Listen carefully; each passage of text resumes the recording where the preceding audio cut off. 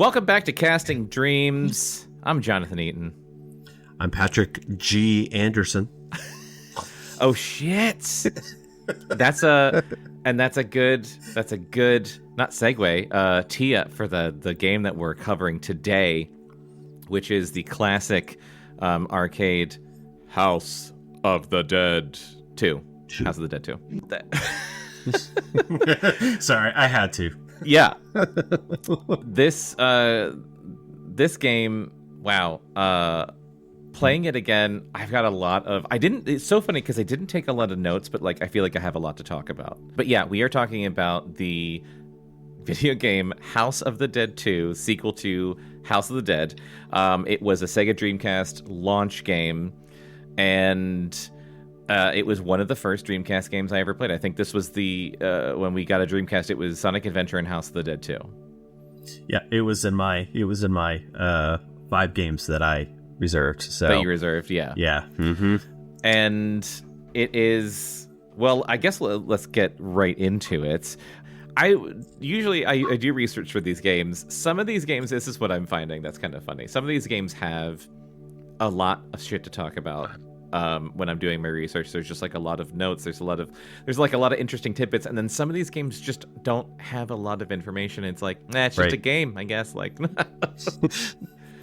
You don't know it, you suck. Basically, yeah. That's what I was finding too when I was looking up stuff on the game. I was like, oh, it's an arcade game. Okay, yeah, great. It's an arcade. It's a light gun on rails arcade game. House of the Dead 1 came out in 1997 as an arcade game. It was so House of the Dead 2 is a direct sequel to House of the Dead 1. Literally the storyline of House of the Dead 2 is I don't know, it's 2 years later, but it's so funny because it makes no sense to me at all. Nope.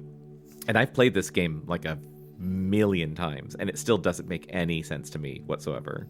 But House of the Dead 2, the original subtitle for it was supposed to be Original Sin, which I think is funny, based off of some dialogue later in the game by the bad guy. They dropped that subtitle though and just called it House of the Dead 2. It features returning FBI agent characters, and I was confused by this, but so G, there's a character G who is a character from the first game. Mm-hmm. And you meet him in the very beginning of this game, but you're playing as one or two new FBI agents, depending on if you're playing single or two-player. But there's a team of other FBI agents, Harry and Amy, that you keep meeting up with. And the thing I read was that it was inspired by the X-Files. So I guess... Interesting. It was just hey, let's have a lady and a guy FBI agent team. Yeah, that was the early 2000s or late 90s. Late 90s, early 2000s. But I'm okay, so was it the supporting characters that were inspired by the X-Files? I guess the Harry and Amy ones. I don't know. That was confusing. Yeah. But FBI agents, you're FBI agents, and you're fighting zombies. This is something that I never thought about until I was reading it, and I feel stupid because I've played this game a lot. I played it a lot back in the day. It takes place in Italy. Yeah, Venice, Italy. Did you also not know that until you kind of were reading about it? Or when I was playing it, I was like, wow, they're really trying to make it look because there's obviously some water levels, that you have to be in the back of the boat and shoot. Yeah. So I'm like, wow, this really kind of looks like an Italy. And then when I looked it up, I was like, oh, it is Italy. It is Italy. Yeah. Duh. Okay. So they literally they go to the Colosseum at one point, which is in Rome. But yeah. So the whole thing is just take place in Italy. Manja. Oh no, the zombies. That makes it. I really wish then, I wish all of the people that you saved are oh, mamma mia, thank you so much. Here, Don't Hello, come. people. Don't come. Don't come. Don't come. No, no, Don't no, go, no. no. Apologies to any Italians listening, but I'm Italian, so I can do it. there you go. There you go. My wife's Italian. I'm allowed to do it. Yeah.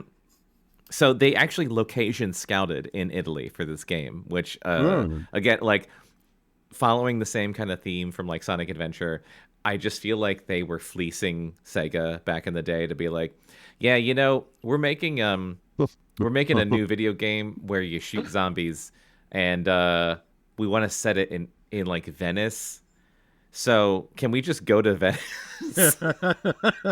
Well, we got to. I mean, We have to. Got to make it accurate. Jesus, pasta. Yeah. They went to, I believe they went to Venice, and I meant to look up how you say these places, but Firenze, and I don't know how else to say it, but bologna. I don't know how to say, what's the Italian way to say that word? Is it Bologna? Oh shit. Not bolognese. No. Is it bolognese? No. No. No, it's just Bologna. Bologna. Bologna. They went to Bologna. That's the New York version. Okay.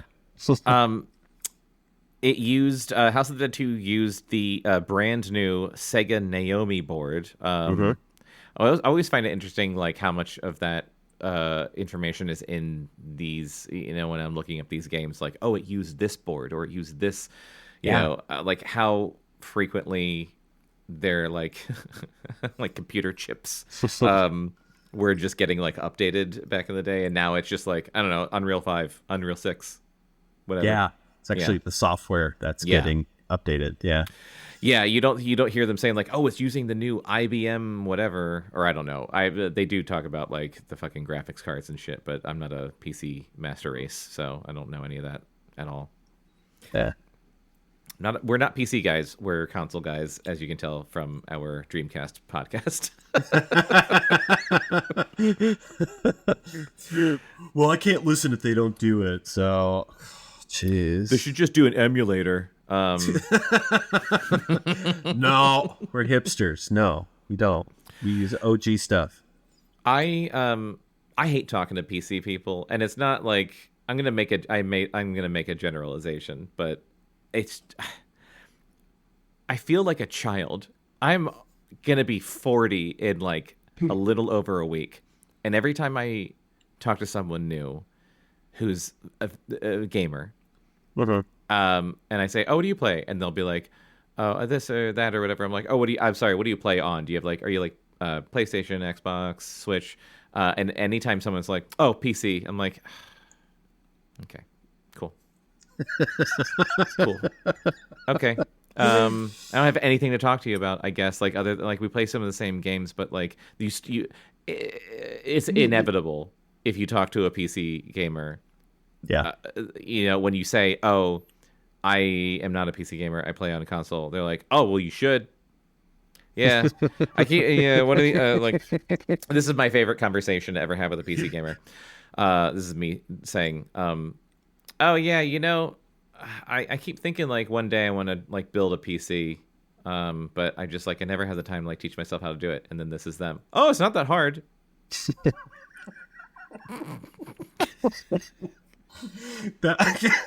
I'm sorry, that's what I've heard time and time. That's not hard. But do you like? Don't they say that to you too? Don't they? Yes, it's not that hard. Oh, it's not that hard. Okay, you know what else isn't that hard? Buying a PlayStation. Card. And I was Machine. Thank you. And I was gonna say buying a PlayStation and sticking a game in, and I don't even do that anymore. It's all digital, baby. Huzzah. So it's not. I don't have anything against PC gamers. No. Like we're all in it for, you know, the fun. We all want to play good games, but like, just if you are a PC gamer, can you just back off a little bit? Just take it easy. Yeah, I get it. GTA 5 looks photorealistic. I'm very happy for you. Super cool. And you have to update the graphics card like every 2 years. Okay, that's the thing. Okay, Yeah, seriously, this is the thing. I'm not a fucking millionaire. Like Henry Cavill, good for him. He can build his own PC every single 6 months if he wants to, because he's a bajillionaire movie star. right. A new graphics card, aren't they like $1,000? Pretty much. That's what I've gathered. Yeah, I mean, it's more than a console. and it's like every year you have to update all of that shit. Like, I don't have that kind of money to drop on constantly upgrading my fucking PC. I'd rather buy, a PS5. I'm not even going to buy a PS5 Pro No, I'm not either. That's ridiculous. because it also, like, I can barely tell the difference. Well, the rocks look more rocky. Well, you see, the rays are really tracing a little more.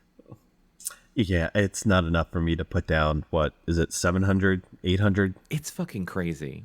Yeah, It might be. Is it like 800? It's fucking crazy. I bought a PS4 Pro when that came out for, Yep. what was that, like It a was like decade 400. ago or Yeah. something? But yeah, it was 400. reasonably priced. Actually, okay.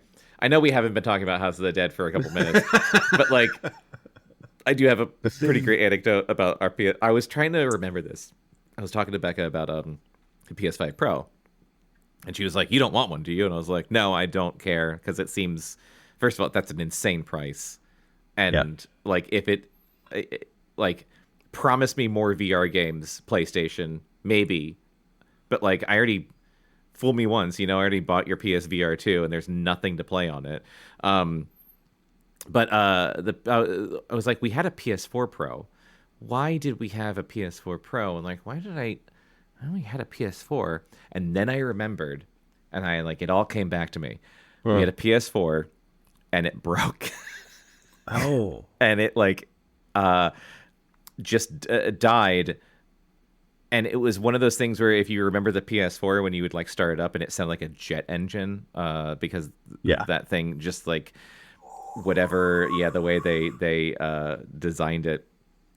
So our PS4 broke, and I got it. It was right when the PS4 Pro came out, and I got our PS4 working to the point where it would start. I had to like, I don't remember how much I had to like clean it or something like that, but it basically wouldn't work if you played a game, but it would start.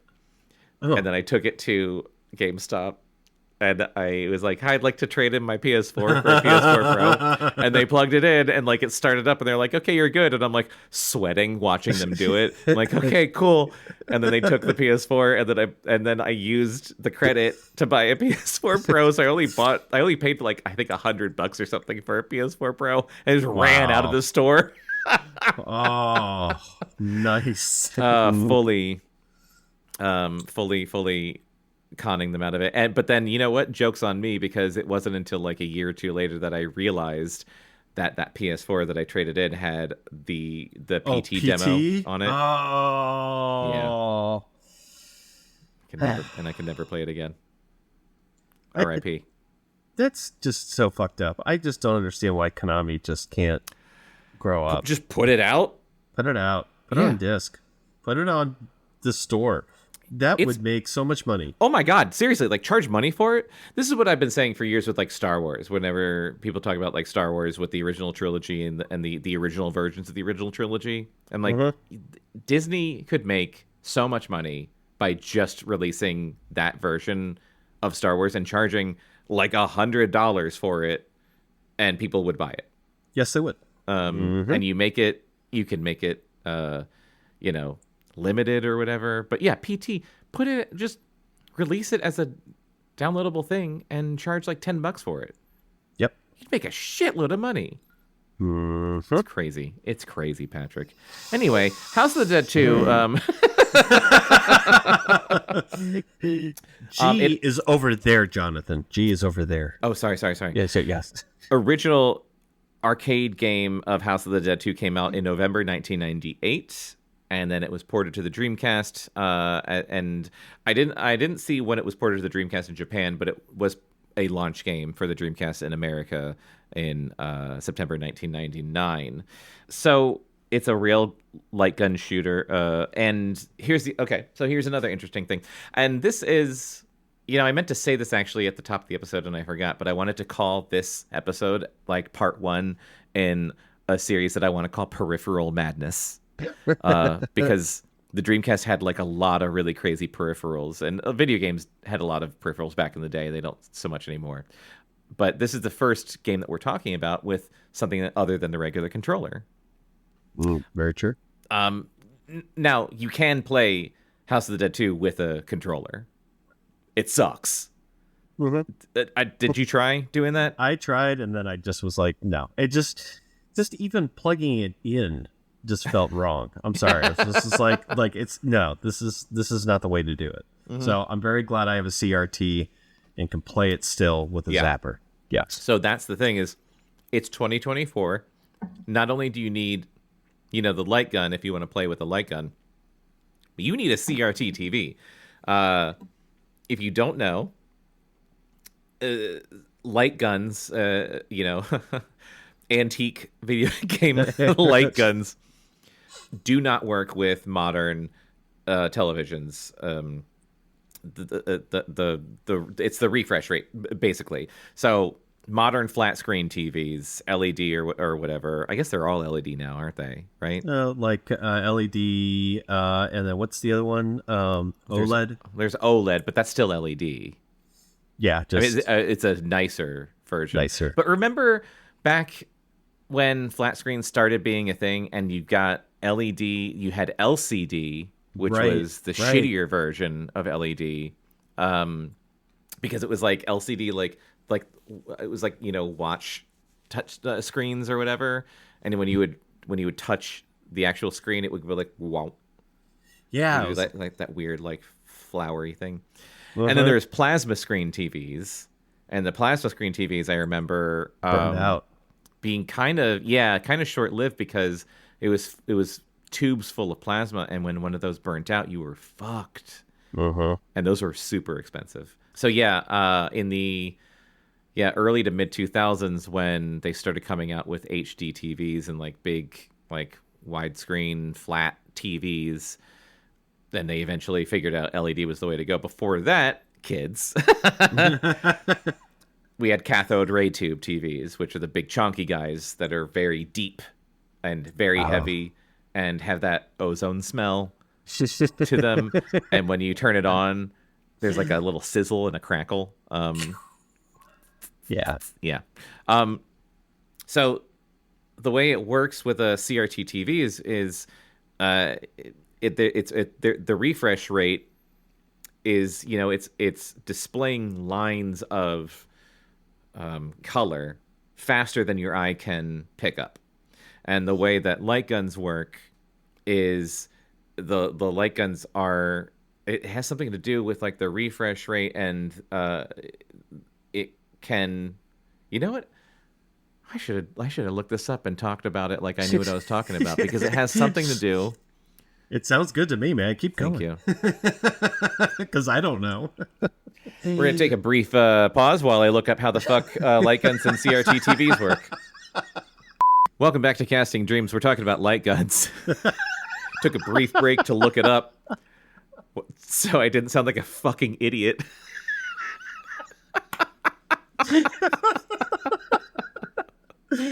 Guys, remember, we're lovers, not experts. That's awesome. You got to keep that. Welcome back. Welcome back. So the original light guns, I'm going off of Wikipedia. We're talking about light guns from the NES Zapper, which is basically the first one we all remember from Duck Hunt, up to the Wii, because the Wii says it used infrared emitters, and that's different. All right, I'm just going to read this straight off of Wikipedia because I don't know what I'm talking about. The first detection method used by the NES Zapper. It involves drawing each target sequentially in white light after the screen blacks out. And this is kind of what I was trying. This is what I thought I was explaining, and I was realizing, like, wait, what? But I do remember. I remember I've seen, a demonstration of this. If you film something, if you film this in like super duper slow mo, you will see the lines appearing on a CRT monitor, and you'll see the screen flash white. So the computer knows that if the diode detects light as it is drawing a square, or after the screen refreshes, then that is the target at which the gun is pointed. Essentially, the diode tells the computer whether or not the player hit something, and for N objects, the sequence of the drawing of the targets tells the computer which target the player hit after... Jesus Christ, there's like a mathematical formula. It's like 1 plus cell, parentheses, log, z, parentheses, n, parentheses, parentheses, and parentheses. Refreshes 1 refresh to determine if any target at all was hit, and then another little mathematical formula to do a binary search for the object that was hit. Side effect of this is that in some games, a player can point the gun at a light bulb, or other bright light source, pull the trigger, and cause the system to falsely detect a hit on the first target each time. That's interesting. Some games account for this by either detecting if all targets appear to match, or by displaying a black screen and verifying that no targets match. That's funny. So you could I guess in like some primitive light gun games, you could just point at a light bulb and beep beep beep beep beep beep. Beep. So there's there's a little sensor in the gun, and by the way, we've both got our light guns. I've got the Mad Catz zapper, and I've got the Sega Japanese. You've got the official one. That won't work. Oh, on no. the US Dreamcast. Oh shit, yeah. So you get what Jonathan has, the Dream Blaster, and by Mad Catz. And big old shout out to Patrick and his dad for shipping me this controller. Thank you so much, because I did not have one. But so yeah, it's got this little sensor, and when you pull the trigger, I think the sensor, goes off, and basically what I think that article was saying is that as it's refreshing faster than your eye can possibly detect, there's like little white, dots on the screen, probably where you're supposed to hit them. So it knows where you're pointed on the screen, and it knows when you actually hit the thing you're supposed to hit. Thank you for joining. This has been my TED Talk on light guns.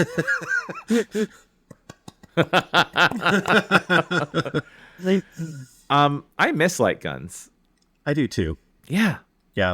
There's some just it's just cozy goodness feeling. It's fun. And I was gonna get into this when we talked about the gameplay, but I'll just say it now. What I was thinking while I was playing with the light gun, and I did play with the controller first, and then I played with the light gun, and the controller fucking blows because you have to use the analog stick to move the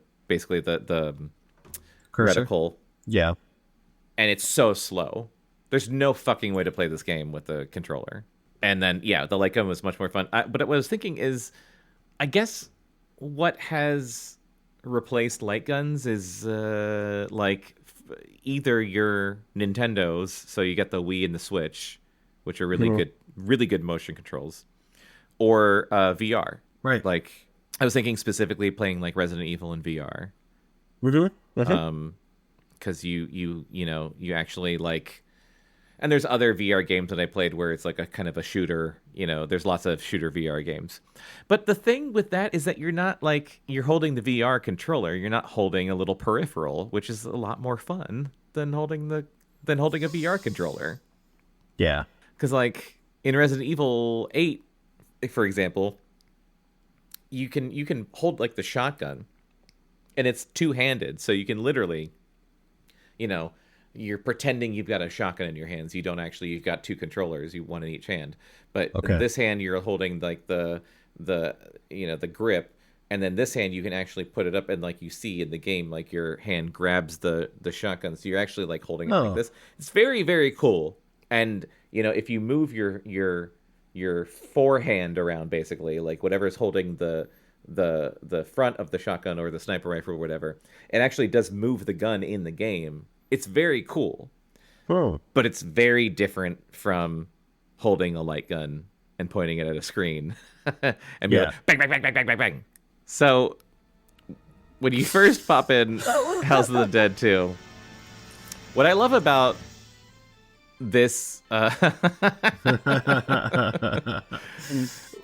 So what you see when you first pop in House of the Dead 2 is basically a montage of like previously on House of the Dead, because this is all House of the Dead 1 footage. But what I love is that just the entire time it's flashing press start button in capital letters. So like when I was pulling the clip for this part, I realized I don't think I ever watched this because I think I just press start immediately every single fucking time. You know what? I'm with you because I remember some of it, but yeah, I just remember just hitting start like, I want to play. I don't care. I just want to play. Yeah, so, I just want to play. Give me those zombies. I want to kill the zombies. But it's really, yeah, like we were saying how this is a direct sequel to House of the Dead 1. There is a plot, and the first game was something about Dr. Kyrian, right? And then he's defeated by G, and I can't remember. It showed the other guy's name, but I cannot remember. G and like something with a. I don't know. I can't remember. I can't remember. Back. But then what I love is that after it shows you the little recap of like of the previously on, it shows you a shadowy guy kind of taking up the mantle of the dead Dr. Kyrian. Then it's like, all right, get ready for House of the Dead 2, and it's really is like watching a TV show where it's like coming up on House of the Dead 2 because it's just showing you clips of the whole fucking game that you're about to play. Don't ruin it. Yeah, I know. Don't ruin it. I don't want to say. I don't. No spoilers. Wow. Yeah. And the okay. I can't wait to get into the plot of this, and I can't wait to talk about the bad guy and the voice acting. The acting is great. Oh, so fucking good. Especially at the end, like when you meet, yes. Was it Judgment? No, Judgment. Is that the... we'll get to it because I've got a clip for it. Okay.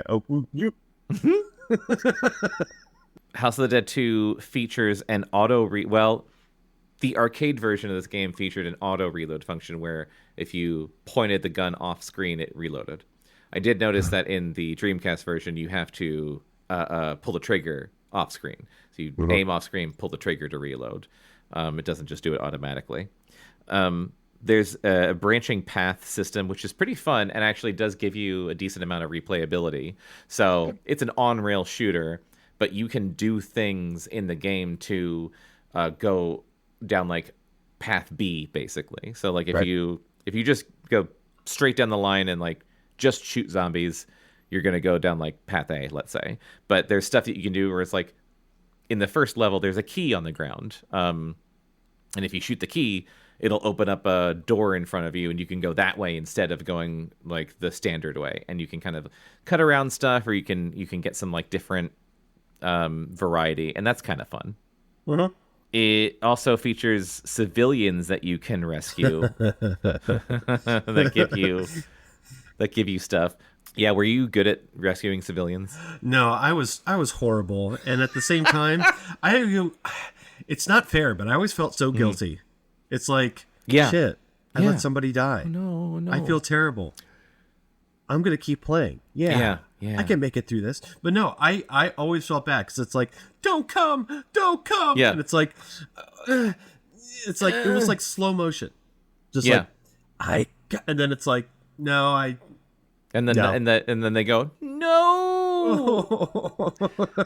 The worst is it's bad enough when you're too slow or you can't hit the zombie and the zombie gets them, but the worst one is that when you shoot them. Yeah, that's about 90% of the time I end up shooting them.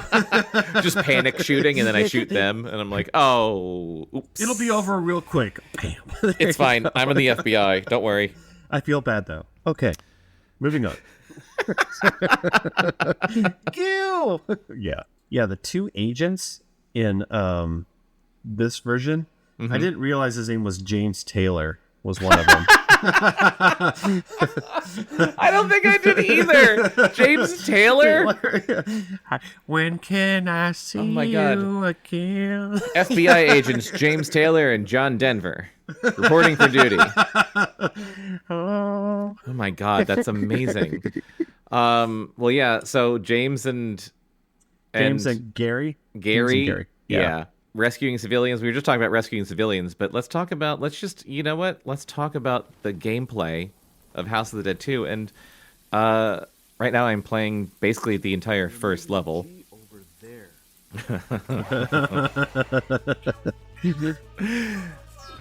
So, how did it feel for you replaying this for the first time in how many years? No, it just felt like home, you know? It just felt like I moved back to Maryland, and I just put myself back in 1999. Like, it felt good. I mean, of course, that first line, you know, G is over there. I mean, yeah. I mean, who can't forget that line? I'm sorry. But I'm so glad you say that, because I really also, I haven't played this game, I don't know in how long. Yeah. And I was shocked at how much of it I was like, I remembered from memory, like line reads. Yeah. Was it Zeal, the little imp guy with the Zeal? But my favorite is the big guy's name. Like, it's like it's Kuarl, but we always would say Carl when we play this game. And he would say, "Go, Carl! Carl!" Sounds like South Park. Come on, Carl! Oh, and I like, that guy, the first civilian that you meet that you can't save, when he dies, he goes, "I don't want to die!" Like, oh, there's the computer showing off, because, I could never save that guy. I'm not going to brag, but I was able to save him when I was playing. Oh. Show off. Oh, this guy. Thank you for rescuing me. Thank you for rescuing me. Thank you. Oh my God, the acting in this game is fucking out of control weird. So what do you think is better, this or Resident Evil? Honestly, I think Resident Evil, like, if we're talking about, like, actually what's, like, better acting, Resident Evil. Yeah. But cheese factor. Like, which one do you cheese factor. This one takes the cake. Okay. Yeah. I was not able to find this information. I was looking for it. But I was like, are the people doing the dialogue, are they American or, like, Japanese? Because it honestly does feel a little to me like someone who does not speak English, or maybe can speak English but, like, doesn't have an English accent or an American accent. Trying to do, like, a flat, you know, just like, "Thank you for rescuing me." It's so weird. It's like, drop your voice.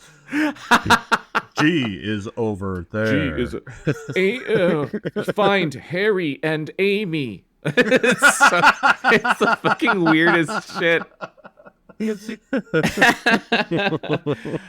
So there's two modes to this game. There's arcade and original, and the arcade mode is literally just I love these old, like, ports, because it'd always be like arcade mode if you wanted to just, like, have the arcade experience of it's just the arcade game. It's just like you are playing it in arcade even though you're at home. The original mode, though, is much better because there's a ton of, like, power-ups and unlocks and shit that you can get while playing the game. So if you do the original mode, it starts off with you opening the trunk of your car and it showing you all the shit that you've collected that you can pick up to 2 things to carry over into, like, a new game. Did you have an old save that you played off of with any of that kind of stuff? I didn't. Yeah. So it was like, oh man, I've got to start all over and build up that luscious trunk. So what you're saying is you had no junk in that trunk. I had no junk in the trunk. Yeah. Just a flat trunk. I had a little bit of junk in the trunk because I still have my fucking save from, I guess, 1999. Oh, nice.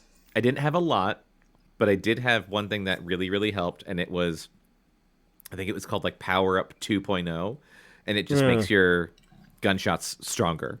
And Nice. Patrick, I didn't beat the game, but I got to the final boss. Yeah, I couldn't beat it.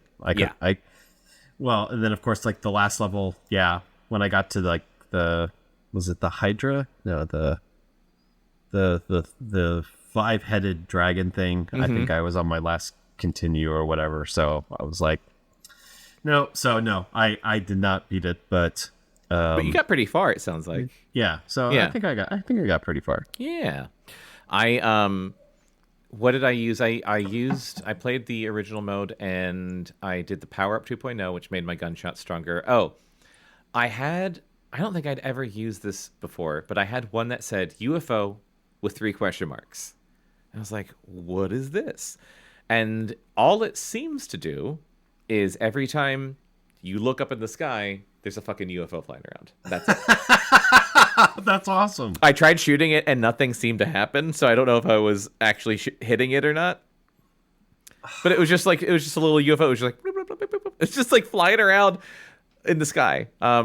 That's so cool. Yeah. I love the quirky stuff. Oh man. Very quirky. There's a lot, and I meant to look up like all of the unlocks because there's so fucking many. You can unlock like different guns. I know there's a shotgun that you can unlock to use, and you can unlock like extended clips and extra lives, obviously, and like extra credits for continuing and all that kind of stuff. Mm-hmm. So I will say, honestly, I thought the like original mode of this game really added a ton to the playability of it. Yeah. Because that's if it was just the arcade version, I don't think I would have played it as much. No, I mean the branching path's cool, but Yeah. yeah, it's not enough to, I mean, Bring you back over and over again. yeah, like I want to try it with this now. I want to try it with that now. Yeah. So I also like. I feel like I know the answer based off of your answer when I asked you about civilians, but were you able to like hit any of the shit that was in crates? sometimes. Okay, yeah. I was better at saving people than I was at hitting the shit in crates. It was so infuriating. And so yeah, peppered throughout are like crates and barrels and shit. And if you shoot it, something might be in it, but then you have to shoot that thing that's Right. it's in it to get it. So my problem that I kept running into is I'm like unloading my gun all over the screen and I'll shoot a barrel and then like I'll see the thing that I need to hit and then the camera would just go whoop and it would go right past it before I could hit. So I was too slow all the time. Yeah. That's where a lot of that stuff is. There was like a frog. I was like, what does the frog do? Oh, I don't know. It's a little weird. And there's diamonds, there's so much shit in this game to shoot at. Yeehaw! Let's talk about the bosses. Let's talk about them. Carl. Go, Carl. Who you see twice. You see, actually, I had completely forgotten about this. You see a lot of the bosses twice, Yeah. which is really annoying. Yeah, I was like, come on. Where's the originality? Come on. Yeah. The majority of the gameplay is just, on rails, you're fighting zombies, and there's lots of different kinds of zombies, but there's like slow zombies, there's zombies with axes, there's zombies with chainsaws, there's big fat zombies with barrels. But then each level has a boss that's kind of like, unique fight. The first one is this little flying guy with Carl. What did you think of him, the little flying guy with Carl? I'd always thought of Salacious Crumb from Return of the Jedi. Yeah. Oh my god. That's perfect. But he was annoying. He was very yeah. No, it wasn't fun. All right, this guy, the second boss, the Aquaman. I don't know. Oh, creature from the Black Lagoon type Yeah. of guy. Yeah. I preferred beating him than Kyle. Same. Yeah. I found this guy kind of easy, except I think what he's about to do, which is a cheap shot. Yeah, he jumps up in the sky. Yeah, and hits you. And hits you. I don't know how to not get hit when he jumps up in the sky to hit you. Right. But he's got a real big gaping chest cavity. That seems like the easy way to beat him. Well, did it show it like in the? Because it did. Every boss had. Okay. Yeah. I just shot. Yeah, every boss when you're about to fight it, it like opens up a little journal and it's like, here's the boss, and then there's like weak point with a little circle around his weak point. And this guy's weak point is his open chest cavity. Yeah, and then we've got the I always called it a Hydra. Oh, it's called Tower. Oh. But it's basically like 5 big snakes, big Yep. snake monsters. I found this one also pretty easy. Yeah. Just spray left and right. Just go back and forth. And the guy playing it in this video actually is doing a pretty bad job, honestly.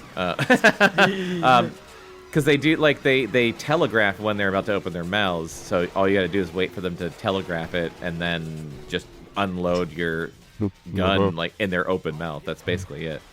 Yeah. So this one wasn't too bad. Found it pretty easy. Yeah, and then the last head kind of swims around the sewers of Venice. I don't know. Then you got Leatherface or whatever. Giant Leatherface. Giant Leatherface, yeah. This guy cracks me up. He's a just monstrous guy with a giant chainsaw. He's huge. His name is Strength. And you're fighting him in it's at the Coliseum, but like you're in a maze. Mm-hmm. But what I love about him is how he runs, because he's got this chainsaw and he's just like he's like high stepping. And the weak point is his head. So you really just have to shoot his head. And again, I was like spray and pray. I'm just aiming for his head and I'm shooting as much as possible. Yeah. He also does a kind of a cheap shot where he jumps down at you from a high spot with his chainsaw. It's really hard to avoid. Boom. I love the boss music. Yeah. Yeah. It's the same fucking music every time until I think you get to the end. Okay. So then we get towards the end. This guy I think is the final boss from the first game, except now he's got worms all over. Much scarier. Yes. And what's his name? The Emperor? Oh wait, no. The Emperor I think is the last boss. This guy is Magician. Magician. Yeah, okay. obviously. Yeah. And his weak points are, I don't know, is like his exposed muscles on the sides. His weak points were very confusing to me. Yeah, I just shot. Yeah, same. I'm just like, please, dear God, Please, go down. Please die. Please let me hit you. And he just flies around in the air, and you gotta shoot his glowing muscles. You know, we always make fun of video games with the whole like weak point thing with boss fights where it's like shoot the big glowing red part. But I don't know how else to do it. I don't either, honestly. Or that's what I need. Honestly, the older I get, now it's just like I can't figure out the fucking pattern or just what do I shoot at? Yeah, shoot there. Oh, okay. I get frustrated. I was playing. I played the new Dragon Age Vilgard. Oh yeah, and I actually beat it last night, and I was so fucking frustrated. What happened was I was fighting the second to last boss. So it was like the end game of that game is like 3 hours long. And I was fighting the second to last boss. And it's this kind of tiered fight where it's like you gotta do this to free this person, then do that. So you have to like do a bunch of shit that's not hitting the boss itself. You just have to like hit these things that are in the environment, and the game glitched on me, and I got like literally 75% through the fight, and I had one thing left to do where I had to like hit these environmental glowing red spots, literally glowing red spots. And the game fucked up and glitched, and it wasn't there. And it just like literally wasn't there. And I could see the path to where it was supposed to be, and it just was not there. And I got so Whoa. frustrated. And I just like at one point I just stopped playing and I just let them kill me because I was like, I guess I'll just die and let it reload because it's not working. And I died, and then I had to start the whole fucking boss fight over again. And it worked the second time, but I was so annoyed. You would think, like, technology and where games are now, like, it wouldn't have that type of glitch or hiccup. I mean, I'm sorry. It's the opposite. Yeah. It's totally the opposite. Where like with like a 25-year-old Dreamcast game, I don't encounter glitches. It's just the game. But like with a brand new 2024 game that costs $70, I'm like, cool. I guess you haven't patched this out yet. Yeah, because, I mean, honestly, nowadays, you don't need to have a complete game. You can No. just ship it out. Here's our deadline, and oh shit, we have this problem. It's okay. We have a day one patch. It's fine. Yeah. Rather than like old games. I mean, Nintendo, Dreamcast, everything. It was like, no, it's going into final production. This is the way it's got to be. We can't touch it after it's done. I mean, so we got to go through testing. Yeah. Got to go. Man, I miss those days. I do too. Yeah, and it's just all games now are beta. every game you buy now is actually a beta. I think we talked about it episode or two ago, but like Star Wars Outlaws came out in I think October or something like that, or maybe August. I really like that game actually. I think it's a great game, and it got a lot of hate because people love to hate Ubisoft and they love to hate Star Wars. But there was shit about it that just like was kind of fucky. And I was like, yeah, this isn't like, I wouldn't have called it an unfinished game because I finished the game. Like I beat the fucking game. I didn't come into anything that was like game breaking. But there's definitely stuff that was like not polished. And it's so funny because I just saw they released a gigantic update to the game. I beat it already. I haven't played it in like 2 months. They released a huge update to the game, completely overhauls like stealth. One of my biggest complaints of the game was that it forces you into stealth for like main quest missions. Wow. It forces you into stealth to the point where like if you get caught, you have to start over.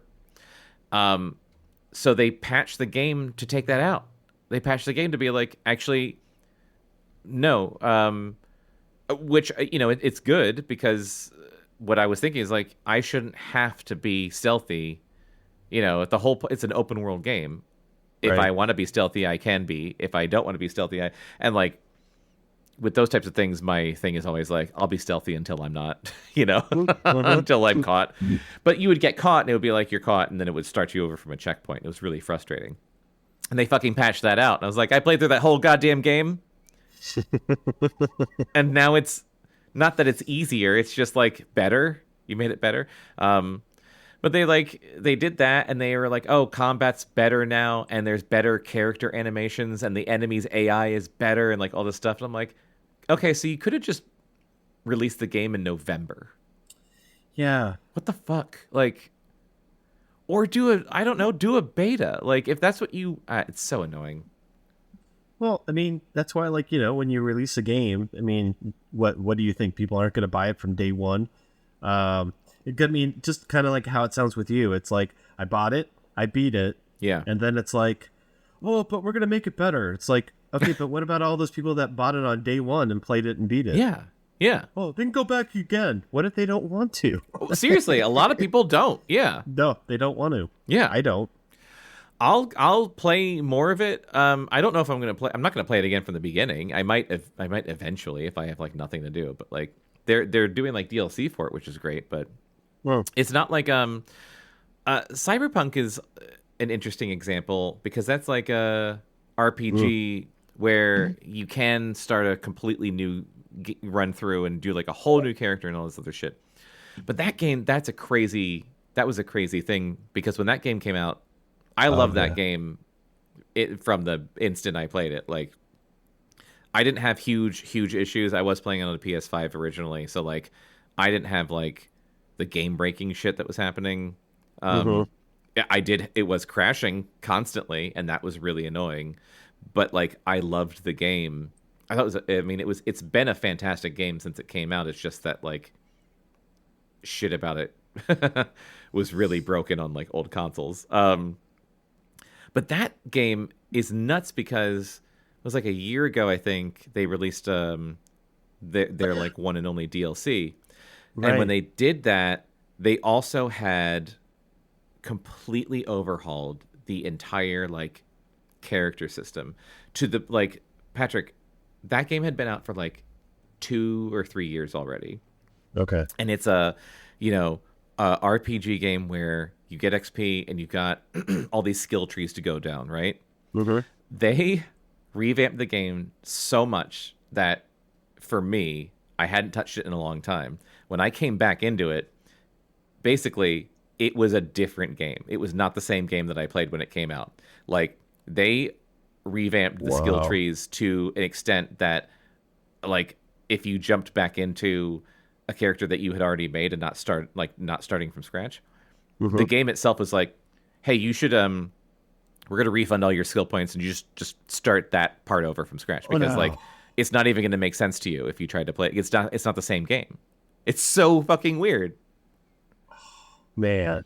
And that would piss me off. It was better. It would piss me off if it was worse. It was a lot better. So I was like, I already love this game. And you made it better, so I can't argue. But like, at the same time, like, maybe you should have waited 3 years to release it instead of putting it out when you did. It's crazy. I don't know. Again, I don't know what the answers are. I don't. It's just hey, supply and demand. Yeah. Do you know what I do want to talk about? Huh? I want to talk about Goldman. Yes. Oh, poor Goldman. This guy needs some attention. Sorry, buddy. Okay, so the bad guy in House of the Dead 2 is named Goldman. And you get these absolutely tiny interstitials between each level. And I'm not going to pat myself on the back too much, but Patrick, I made a little compilation of all of them back to back. Oh, beautiful. Because I just want to like bask in this performance. Yes. Dogs of the AMS. Time they made a move. It's been a while, hasn't it? My friends from the AMS. It's me, Goldman. What? Everything's set. All we need to do is wait. And then... People of the AMS. This. I am Goldman. I am Goldman. I don't care if you people try to get in my way or not. In time, you'll find out who's right. This is a present from me. This is an Oscar-level performance. Amy! Harry! Well, friends, I look forward to meeting you people again. Our emperor shall awaken soon. Hurry, friends. At last, you've come. Friends, the door of fate shall open. Oh my god. I've been waiting for you, friends. This is where it gets really good. Do you know what you're doing? I'm fully aware of what I'm doing. Can't you see? Man committed a sin, disturbing the life cycle of nature. The original sin that man is responsible to. Okay. To protect the life cycle. Life I have made a creature to rule over mankind. Mankind. This is the final battle. Show yourself. Our new ruler, the Emperor.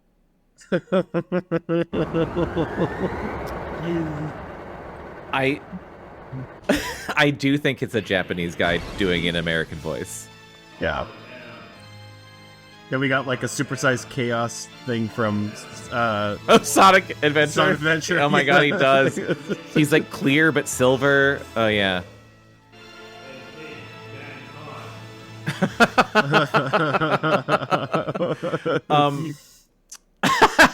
That's a Beautiful. that's a work of art. That dude's performance, especially when it gets to the end and he's like, "This is the final battle." Oh my god, I love it so much. Okay, also, I know we've talked a little bit about this, but me and Patrick made these movies when I was in high school called Nacho. Yes. And the first one, I know, like, I remembered this in that, like, oh, I knew this was a thing, but then replaying House of the Dead 2, I was like, oh yeah.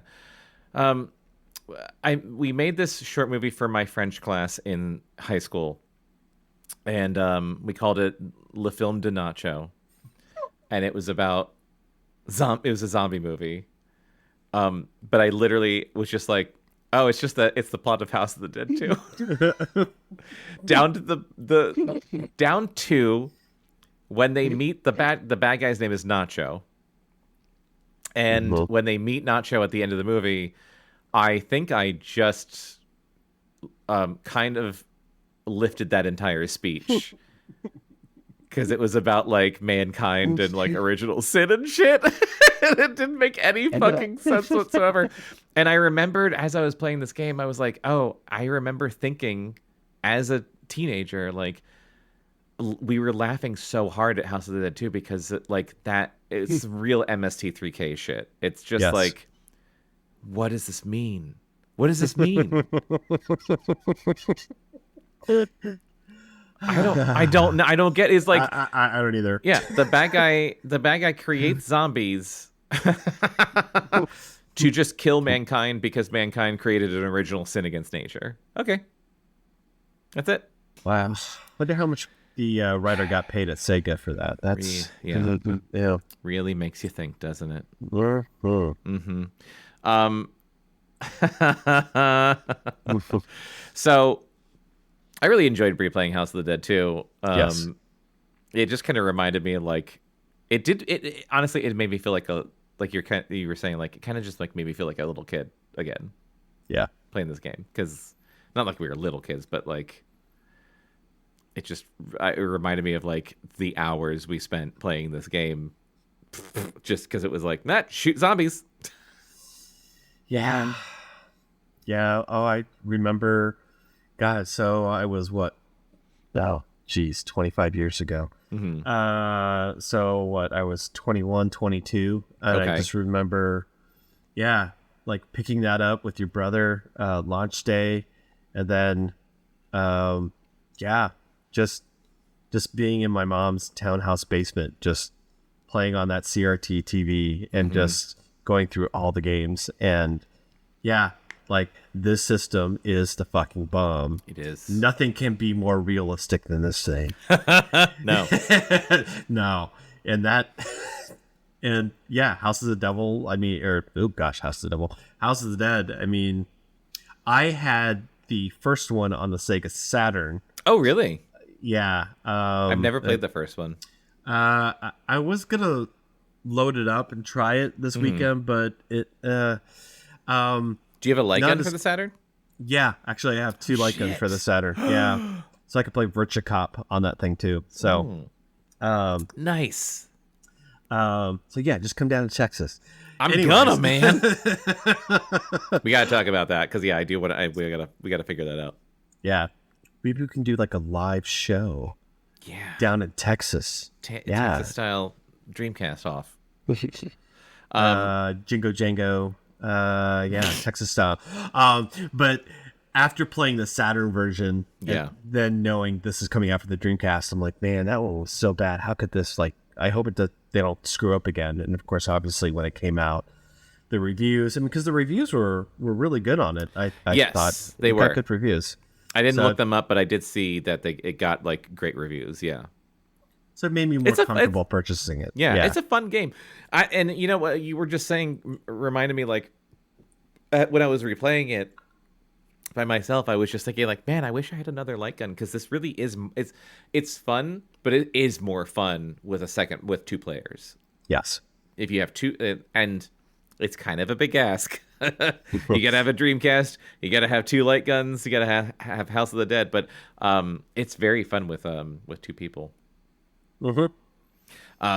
One last thing I wanted to mention, just from my experience playing this. So I did not have a CRT TV. I got one from my wife's uncle, who I had just like it was at a family function sometime in the last couple months, and I had mentioned something about needing a CRT TV, and he was like, "Oh, I'm cleaning out my garage or whatever, and I've got a 13-inch one if you want it." So I was like, "Oh yeah, absolutely." He's like, "I'm just gonna throw it away." So I got that from him. I had to drive to a random, I don't remember where it was. I had to drive to a golf course because he was playing golf, and he literally left it in his trunk, and he left his car unlocked, and he emailed me, and he's like, "I'll be at this golf course at this time. You can get it from my trunk." There was a cop in the parking lot. The whole time I was like, this is one of the weirdest things I've ever done.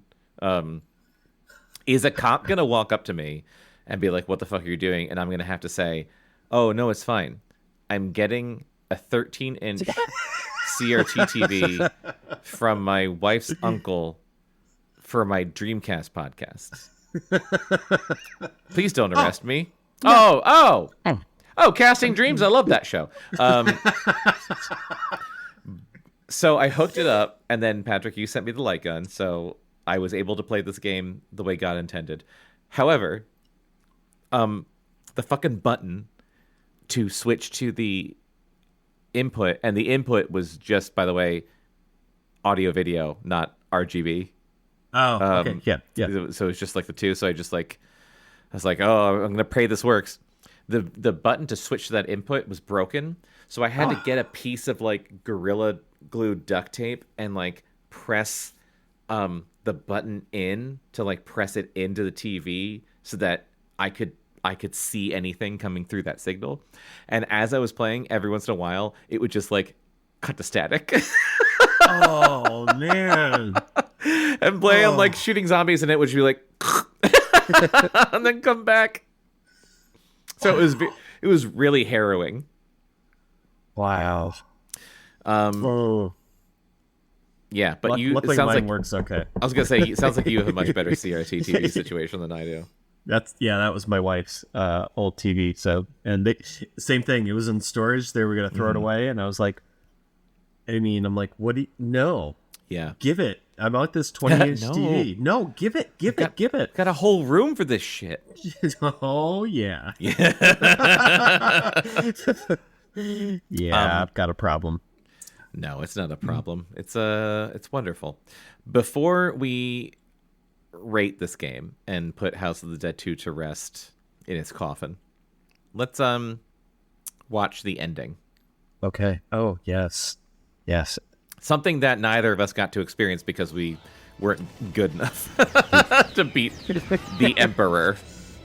By the way, I love that he's got like phantasm balls. Boy. He shoots these like silver balls at you that you have to shoot them. They don't do anything. Yeah, I got to this point. I was fighting him, and then he hit me one too many times, and I died. Oh, wow. I love the I love the sound effects. The sound effects are great. I also forgot to mention, like, when you start playing the game, you're playing against, you're fighting like zombies, like decrepit, like out of the grave zombies. And then at a certain point, the closer you get to Goldman's headquarters, the zombies are like cyber zombies. Did you get to that point? No. I don't recall that. The later you get in the game, the zombies are all like, they look like Jason X. Yes, okay. And they've got like Jason laser X. swords and shit. I guess that's Elon Musk's new invention. I don't know. Between this and Jason X, like, we had a real problem with trying to make things like cyber in the late 90s, early 2000s. Yeah, so it's basically doing all all those moves from previous bosses. Yeah. Yeah. Oh, that was another thing, that we mentioned a tiny bit, but like, you have to fight all the bosses twice, which is pretty fucking annoying. Yeah. Oh.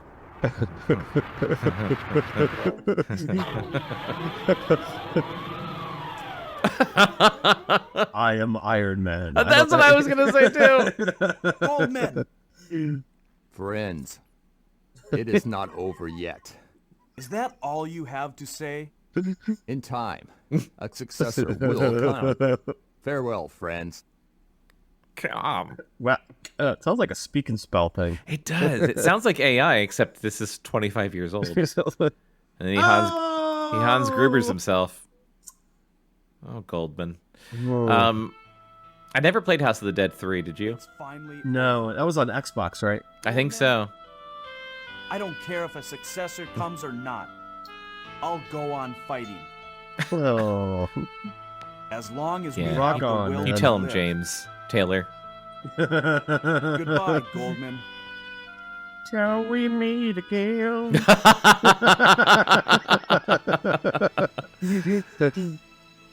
No. And then it's just the credits. Well, So, Patrick, yeah. 1 out of 5 in the year 2000. Actually, no, in the year 1999. What would you rate House of the Dead 2? Oh man. Mm-hmm. So not a 5 out of 5. I would say.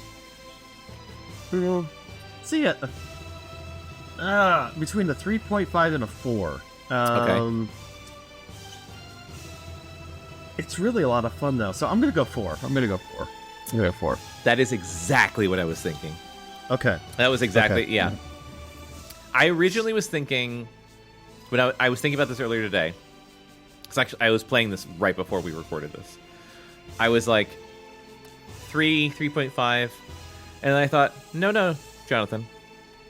In 1999, what would you rate Yes. this? Yeah. And I played the living shit out of this game. I played this game a lot, and I beat it. I definitely got to that point where they all wave at you at the end. And say end. And it says end.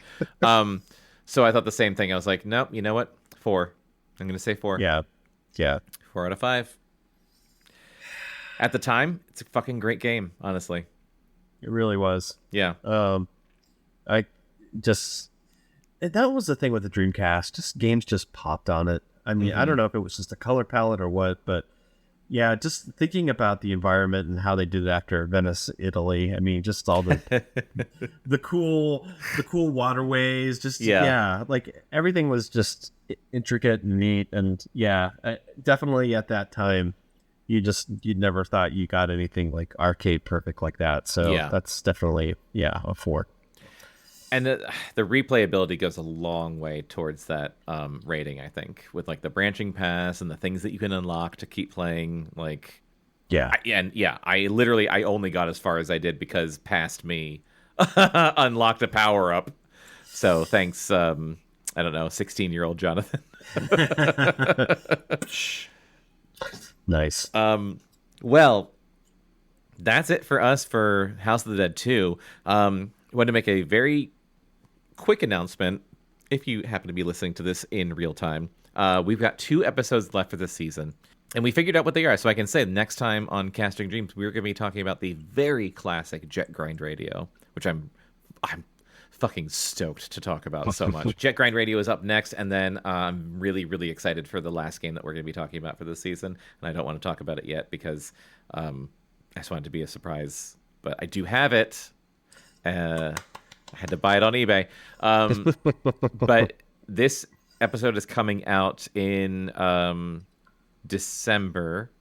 And so we're going to take a brief hiatus for the rest of December because of Christmas and just everything. Work, birthdays, Christmas, all that jazz. So Patrick and I just need to take a slight hiatus before we come back with our next 2 games close of the season. So we'll be back in January, I think, hopefully, and then we'll take another break, and we'll come back with season 2 with some more awesome Dreamcast games. But I've been having so much fun doing this. Yeah, no, this is a blast. It really is. Just memory lane, just walking down it. Yeah. Thank you. This is I feel like this is just an excuse for us to like hang out and play video games. That too. Yeah, honestly.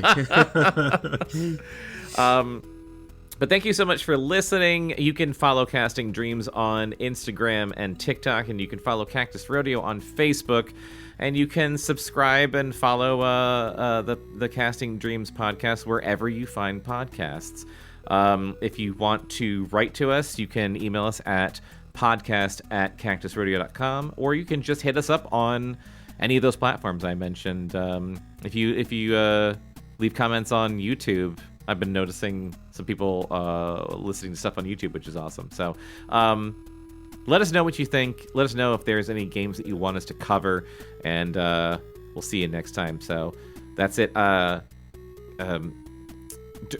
Dream big. I know. Cast strong. Cast hard. Cast hard. Bye. Bye.